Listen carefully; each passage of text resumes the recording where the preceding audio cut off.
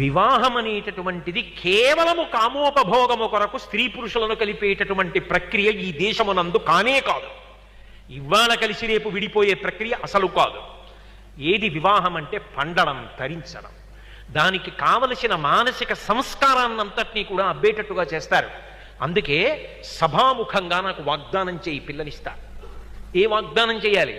ధర్మేచ అర్థేచ కామేచ త్వయైష నాతి చరితవ్యా. ధర్మమునందు, అర్థమునందు, కామమునందు ఈమెను అతిక్రమించను.